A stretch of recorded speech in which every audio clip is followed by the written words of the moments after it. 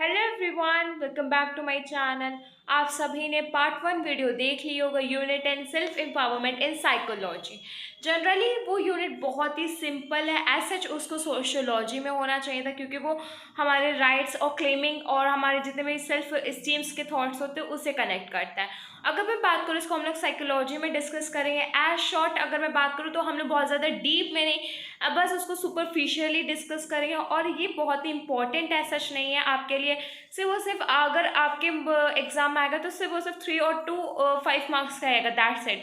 इसीलिए ये scoring subjects है, साइकोलॉजी से ज़्यादा क्वेश्चंस जो आते हैं वो सिर्फ 3 से 4 ही यूनिट है, वो बहुत इंपॉर्टेंट है। आपको फुल फोकस उन पे रखना है। बट ये यूनिट अगर साइकोलॉजी में है तो हम उसको स्किप नहीं करेंगे, हमको डिस्कस करना है।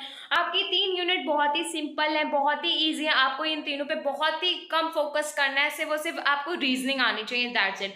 अगर मैं बात करूँ, वो 3 यूनिट्स आपके self empowerment, psychological assessment and test, plus आपकी ये एप्लीकेशन ऑफ सॉफ्ट स्किल, ये 3 यूनिट्स बहुत ही ईजी हैं। साथ ही साथ अगर मैं बात करूँ, आप इनको सिर्फ और सिर्फ एज अ एग्जाम्पल बेस भी लर्न कर सकते हैं, आपके लिए कन्वीनियंट होगी। साथ ही साथ अगर आप इसके रिव्यू क्वेश्चन जब सॉल्व करेंगे तो बहुत ही ईजी है, आपके फटाफट सॉल्व हो जाएंगे। प्लस आपको कोई भी कंफ्यूजन या क्रॉस क्वेश्चनिंग नहीं रहेगी। So without wasting our time, let us start part 2, that is unit 10 self empowerment in psychology. So let us start. आपने पार्ट 1 वीडियो को देख लिया होगा, जिसमें हमने डिस्कस करा था सेल्फ एम्पावरमेंट का इंट्रोडक्शन, उसकी डेफिनेशन, और उस वीडियो में हम लोगों ने डिस्कस कर लिया था डायमेंशंस को। जनरली आपको पता है ऐसा इतना इंपॉर्टेंट यूनिट नहीं है, सेल्फ एम्पावरमेंट ईजी यूनिट है, आप इसको अपनी लैंग्वेज से भी लिख सकते हैं। आज की वीडियो में जनरली हम डिस्कस करेंगे डेवलपमेंट के वेज, या फिर हम कह सकते हैं जिसको हम फेजेस भी कहेंगे। आपको पता है जो एम्पावरमेंट है उसका डेवलपमेंट और उसके फेजेस बहुत इंपॉर्टेंट है। सो हम वन बाय वन करके स्टार्ट करते हैं। Self empowerment development. Empowerment take place over 3 phases: individual level, interpersonal level and societal level. अगर मैं बात करूँ सेल्फ एम्पावरमेंट, अगर आपको जो कॉज करना है पावर को, जिसके पावर को मेक करना है, उसके 3 फेजेस हैं। वो 3 फेज आपके हैं। नंबर 1 फेज आपका है इंडिविजुअल लेवल, सेकेंड आपका है इंटरपर्सनल लेवल, थर्ड आपका है सोसाइटियल लेवल। अगर मैं बात करूँ इंडिविजुअल, इंडिविजुअल का मतलब है आप खुद को समझिए। इंटरपर्सनल का है कि आपका रिलेशन किसी एक पर्सन से, वो इंटरपर्सनल हो गया। प्लस सोसाइटी में मोर देन 2 पीपल्स, आप उसको सोसाइटी समझिए। एज एग्जाम्पल समझिए, आपको समझ पाएगा कि कैसे हम डिस्कस करने की बात करें। अगर मैं बात करूँ फेजेस की, तो सबसे पहले हमने बताया इंडिविजुअल लेवल है। ओके, इसमें क्या कह रहे हैं? Develop feelings of personal power, command and self sufficiency over material. So मैंने आपको बताया था इंडिविजुअल में आप अपने आप को समझिए, सब तब समझ पाएगा। अगर आपको सेल्फ एम्पावरमेंट करना है तो आप खुद के लिए क्या करोगे? सबसे पहले अपने आप को बूस्ट अप करोगे, अपने आप को कॉन्फिडेंस प्रोवाइड करोगे, और प्लस उस इन्वायरमेंट में रहोगे आप जहाँ पे आपको ग्रोथ मिले, जहाँ पे आपके जो भी ग्रोथ से, डेवलपमेंट से एफिशिएंसी कॉज हो, वहाँ पे रहोगे, जिसको हम कहेंगे पर्सनल पावर, जिससे आप सेल्फ सफिशिएंट बनोगे। सबसे मेन इंपॉर्टेंट होता है, अगर आप खुद के लिए सफिशिएंट हो, खुद के लिए इंपॉर्टेंट हो, खुद से ऑब्वियस और लव्ड हो या लोभ हो, तब आप एक नई स्टार्टअप कर सकते हो इंटरपर्सनल या सोसाइटी लेवल पे। आपको पता है कि सेल्फ एम्पावरमेंट डेवलपमेंट के लिए 3 फेजेस होते हैं। तो इंडिविजुअल फेज को आप खुद से समझ सकते हो, और एज सच आपको पता चलेगा कि कितना इंपॉर्टेंट है इंडिविजुअल लेवल। नेक्स्ट आपका है इंटरपर्सनल लेवल। अगर मैं बात करूँ इंटरपर्सनल की, इसमें जनरली क्या होता है, जो भी डिसीजन होता है ना, वो हम लोग किसी के साथ में लेते हैं। फॉर एग्जांपल इंडिविजुअल में आप अकेले ले रहे थे, इंटरपर्सनल में आप या आपकी फैमिली लेंगे, आप या आपके फ्रेंड्स लेंगे। आप जैसे कि जो बात खुद पे होती है कि स्टडी करना है या नहीं, वो आपके इंडिविजुअल पे है। स्टडी कब करना है वो आपके और आपके फ्रेंड्स में डिसीजन होगा, वो आपका आएगा इंटरपर्सनल। इंटरपर्सनल का मतलब होता है 2 लोगों लोगों के बीच की में उसका जो कॉम्पैक्ट होता है या फिर कह सकते हो जो उसका रिजल्ट होता है, आउटकम होता है, वो दो बेसिस पे बनता है। इसका इनपुट दो है, इसकी जो इनकोडिंग होगी वो पावर को और भी ज़्यादा कॉज करेगी। अगर मैं बात करूँ सबसे ज़्यादा पॉजिटिव रहती है ना, तो इंटरपर्सनल लेवल की पॉजिटिविटी रहती है। कभी कभी इंडिविजुअल लेवल की नेगेटिविटी भी हो जाती है। बहुत टाइम हम एक जो भी डिसीजन होता है सही नहीं लेते। अगर मैं बात करूँ हम लोगों में से, हम लोग डिसीजन तो बहुत जल्दी चूज़ करते हैं, बट ऑल्दो वो कभी कभी गलत भी हो जाता है। क्यों? क्योंकि हम लोग उसमें अपना सेल्फ स्टीम लगा देते हैं। अगर वही इंटरपर्सनल लेवल पे होगा तो हम दो से डिस्कस करेंगे अपने थॉट्स के साथ में, हमें सामने वाले के भी थॉट्स पता चलेगा। आउटकम हम लोगों का जो हमारे लिए पॉजिटिव इम्पैक्ट 1 कॉज कर रहा है, सामने वाले के लिए 10 कॉज कर सकता है। ये सारी चीज़ें इंटरलिंक्ड है, जिसके मेनली इंटरपर्सनल आपको समझ में आ रहा होगा कि कैसे इम्पैक्ट रहता है इंडिविजुअल का और इंटरपर्सनल का। आपको पता चल गया है कि हम लोगों का जो भी सेल्फ एम्पावरमेंट का डेवलपमेंट होता है उसके फेजेस बाय होते हैं। अगर मैं बात करूँ एम्पावरमेंट टू मेक और कॉज पावर है, it's a general thing, but जब हम लोग फेजेस में बात करते हैं, जब उसका इंडिविजुअल लेवल आता है, इंटरपर्सनल लेवल आता है, सोसाइटल लेवल आता है, तब उसके हम लोगों को डायमेंशंस को भी मैनेज करना चाहिए। आपको पता है हम लोग अपनी प्रीवियस वीडियो में डायमेंशन को मैनेज कर चुके हैं, मतलब पढ़ चुके हैं, हमने डायमेंशंस पढ़े थे सेल्फ एम्पावरमेंट के। अभी हम लोगों ने सिर्फ 2 फेज को डिस्कस करा है, इंडिविजुअल एंड इंटरपर्सनल। पहले हम अपने जो भी हमारे फेजेस हैं, जैसे हमारे 3 फेज है, तो पहले हम तीनों फेज को कंप्लीट करते हैं।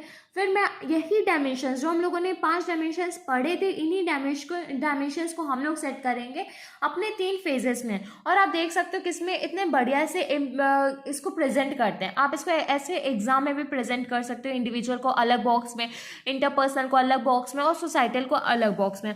अगर मैं बात करूँ सोसाइटल का कंटेंट है, emphasise social change through community development programmes and group effects leading to individual and interpersonal empowerment. अब आपने देख लिया कि जब आप इंडिविजुअल की बात कर रहे थे तब खुद से थे, आप खुद के लिए पावर थे, खुद के लिए वर्केबल थे। बट जब अगर बात आ गई इंटरपर्सनल की, तब आप लोग 2 में वर्क टुगेदर करके, कांटेक्ट करके पावर कॉज कर रहे थे। जब आप सोसाइटी में आ जाओगे तो आप एक ग्रुप की वजह से चलो, आपका जितना भी ग्रुप लीड होगा उसकी वजह से चलोगे, आप इंडिविजुअल वर्क नहीं कर पाओगे, प्लस आप कम्युनिटी डेवलपमेंट करोगे। मैंने आपसे कहा था ना, सोसाइटी में आप सबको लेके चलोगे, आप ऐसा आपकी एम्पावरमेंट पूरी होगी। सोसाइटी में आपको पता है पूरी कम्युनिटी होती है, एसोसिएशन होता है, सब कुछ होता है, वो ऐसा आएगा आपके सोसाइटल लेवल पे।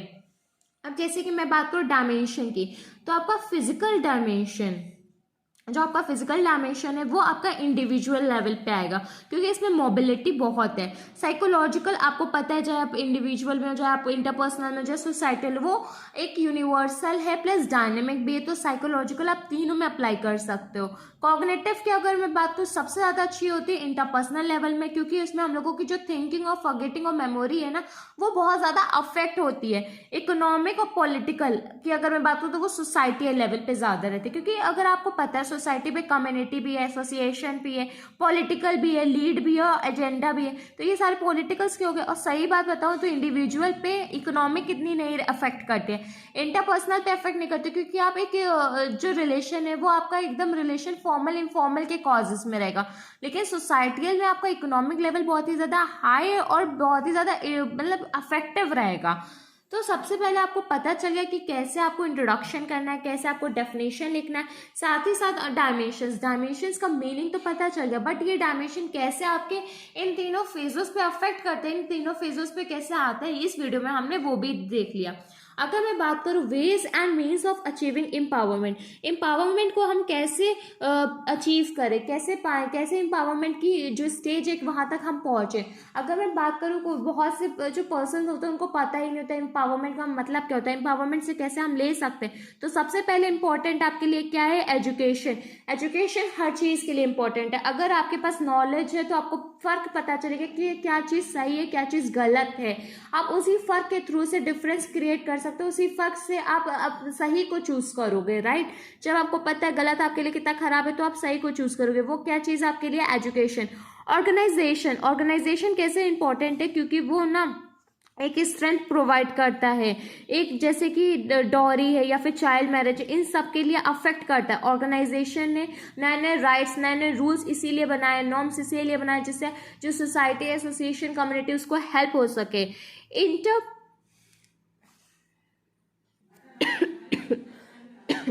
सॉरी सो ऑर्गेनाइजेशन हमारा क्लियर हो गया। नेक्स्ट हमारा पॉइंट है एंटरप्रेन्योरशिप। अगर मैं बात करूँ, ये इनकरेज करता है हमारे लेबर फोर्स को। अगर इसको वर्ल्ड में देखोगे तो एंट्री में हमारा जितना भी हमारा परस्क्यूप रहेगा, जितना भी हमारा एग्जिस्शन होगा, जितना भी हमारा इसका रिसोर्सेज डिसीजंस होंगे, वो सब लेंगे। और प्रेन्योरशिप का मतलब ही होता है एक तरीके से अटैचमेंट या फिर कह सकते हैं एबिलिटी टू पार्टिसिपेट। आपको क्लियर होना चाहिए कि मीनिंग क्या कह रही है। तो इस मीनिंग में इंडिविजुअल जो है पार्टिसिपेट करता है।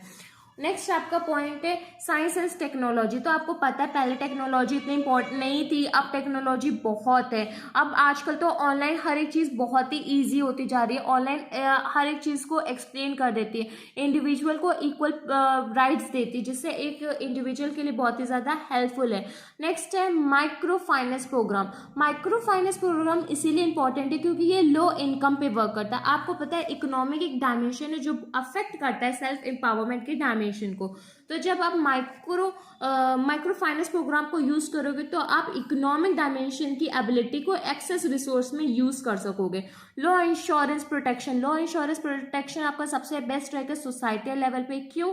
क्योंकि जो अंडर प्रिविलेज्ड वुमेन होती है ना, वो बिल्कुल इनजस्टिस पे रहती हैं, उनको अब्यूजमेंट भी उन्हीं के साथ होता है, उनको डॉरी से भी अफेक्ट होता है। ये सारी चीज़ों को उनको इंश्योरेंस मिलना चाहिए, उन चीज़ों को गारंटी मिलनी चाहिए कि आप मतलब आप एक वुमेन हो, वुमेन एंड मेन की इक्वल राइट्स हो, उनकी इक्वल अपॉर्चुनिटीज़ हो, साथ ही साथ आपको वो सारे रिसोर्सेज मिलेंगे जो एक मेन को मिलते हैं। क्योंकि आपको पता है सोसाइटी में वुमेन को इतना बराबरी का दर्जा नहीं दिया जाता है, सोसाइटी में वुमेन को नहीं इतना सपोर्ट करता है, सोसाइटी में वुमेन का लीडिंग पार्ट नहीं रखते हैं, सब कुछ मेन के अकॉर्डिंग है। क्यों? क्योंकि उनको डायमेंशंस की पावर दे रखी है, उनको सारे मीन्स और अचीवमेंट दे रखी है। अगर ये सारी चीज़ें हम अप्लाई कर दें वुमेन पे तो इंडिया तो नहीं, अगर हमारे नेशनल या फिर इंटरनेशनल हर जगह मैनेजेबल वर्क होगा। मैनेजेबल वर्क का मतलब होता है कि दोनों में कॉन्फ्रेंसिंग भी होगी, दोनों में इक्वलेंस होगा और दोनों में जो इक्वालिटी है वो ही मेंटेन करेंगे बेटर फ्यूचर के लिए। आपको भी पता है कि जेंडर में डिफरेंस करने से कोई बेनिफिट नहीं है, बोथ आर इम्पॉर्टेंट।